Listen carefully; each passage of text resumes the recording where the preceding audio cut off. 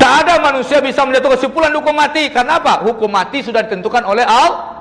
Dan tidak ada keputusan di bumi ini yang bisa mengubah atau merubah aturan keputusan mati dari Allah Subhanahu wa ta'ala. Allah katakan tidak terlambat satu detik pun dan juga tidak laju satu detik pun. Nah, kaum muslimin yang dirahmati Allah, maka Rasulullah penderitaan sangat dahsyat, dan sahabat juga seperti itu. Sahabat menderita kaum muslimin sampai tidak tahan lagi berkata kepada Rasulullah, di mana pada waktu embargo itu kaum muslimin yang dirahmati Allah sudah memakan batu yang ada debunya dijilat oleh kaum muslimin. 3 tahun nggak makan. Artinya tidak bisa makan dengan sewajarnya, sehingga ada yang mau apa, kalau ada urat kayu digigit-gigit, menjilat debu. Fatimah cerita kaum muslimin tentang Rasulullah, suatu hari diraba perut bapaknya, dirasa di perut bapaknya ada yang keras-keras, bengkak-bengkak. Apa namanya sini itu? Bengkak-bengkak di sini. Ditanya, ya Rasulullah, ya wahai bapakku, ini apa ini? Apa di perut engkau wahai bapakku? Ini batu nak. Kenapa? Karena bapak lapar. Diambil batu, ditempelkan di sini, diikat untuk mengganjal rasa lapar. Begitu. Dan tidak hanya Rasulullah, hampir seluruh generasi pertama Islam menderita separah penderitaan Rasulullah SAW. Kaum muslimin, maka untuk itu penderitaan perjuangan yang berkepanjangan sampai 3 tahun. Sahabat hampir tidak tahan lagi bertanya kepada Rasulullah, ya Rasulullah, mata nasrullah? Ini ayatnya. Asbabun nuzul, mata nasrullah? Kapan pertolongan Allah datang wahai Rasulullah? Mana pertolongan Allah itu?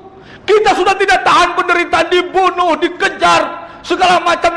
Mana pertolongan Allah? Dijawab oleh Rasulullah, inna nasrallahi qarib. Pertolongan Allah itu dekat. Apa kata Rasul dalam hadisnya? Kalian tidak tahu bahwasanya umat-umat sebelum kita lebih parah penderitaannya daripada kita, lebih dahsyat penderitaannya daripada kita untuk memperjuangkan yang hak ini, untuk memperjuangkan kebenaran ini. Di antara mereka ada yang dibelah mulai dari ubun-ubunnya sampai tulang pinggulnya, terbelah dua demi kebenaran. Kalian tidak tahu di antara mereka ada yang disisir kulitnya dengan sisir besi, terkelupas seluruh kulitnya, dan mereka tidak pernah berhenti memperjuangkan kebenaran ini. Kaum muslimin, sampai sebegitunya Rasulullah SAW memberikan mauizah kepada pelajaran kepada bayan kepada umatnya, bahwasanya umat-umat terdahulu sangat menderita memperjuangkan kebenaran ini. Sebutlah seperti Nabi Isa ada Hawariyunnya. Hawariyun itu juga menderita parah memperjuangkan kebenaran. Nah, kaum muslimin yang dirahmati Allah, kalau kita lihat-lihat repot kita, nilai yang kita dapat dengan umat terdahulu, mari kita nak bandingkan. Bagaimana umat terdahulu. Salah satu kitab Turas mengutip sebuah cerita di mana di waktu perang Uhud ada seorang wanita mencari anaknya. Dia pergi ke tempat setelah perang usai. Wanita ini membalikkan jenazah. Dia cari anaknya. Setelah itu dibantu oleh orang lain, para sahabat, ditemukan anaknya. Ternyata di perut anak ini terikat kain yang berbungkus, batu yang dibungkus dengan kain diikatkan di perutnya. Ditanya ketika itu kepada ibunya, kenapa wahai bunda, kenapa diikatkan batu di perutnya? Dijawab, anakku ini tadi berangkat perang, berjihad dalam keadaan lapar. Dia berangkat di rumah belum makan. Dia berjihad dalam keadaan lapar, anak kecil, kanak-kanak, remaja kecil. Ini dia perjuangan. Kaum muslimin, ada sebuah ibrah ketika Sa'ad bin Abi Waqqas memimpin perjuangan, memimpin jihad, di mana ketika itu Sa'ad bin Abi Waqqas didatangi oleh wanita dengan anaknya yang masih remaja kecil. Wahai Sa'ad, saya bawa anak saya supaya engkau terima ikut berjuang dengan engkau.